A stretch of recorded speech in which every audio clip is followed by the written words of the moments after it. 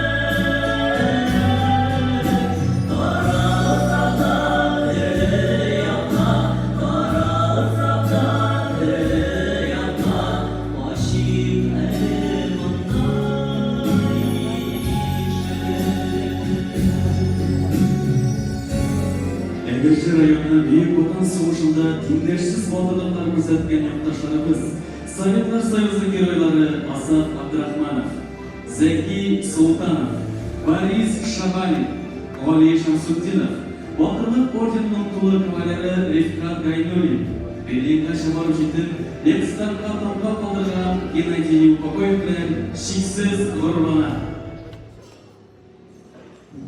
Свободы,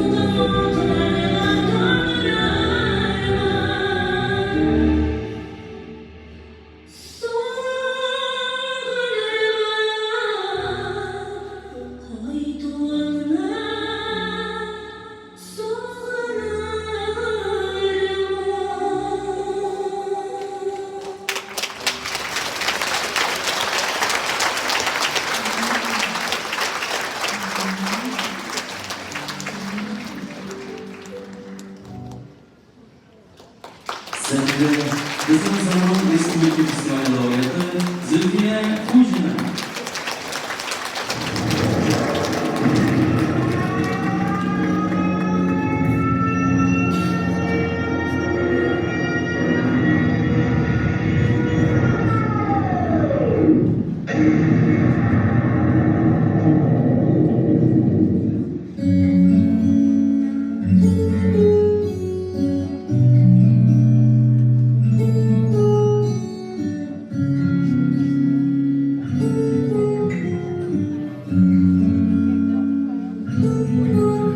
Ночь порвет наболевшие нити, вряд ли я доживу до утра.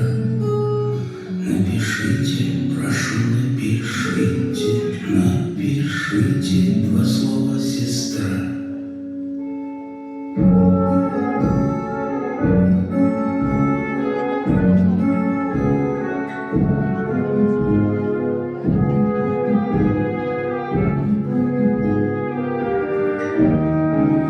Напишите жене моей бедной, напишите хоть несколько слов, что я в руку был ранен безвредно, поправляйся.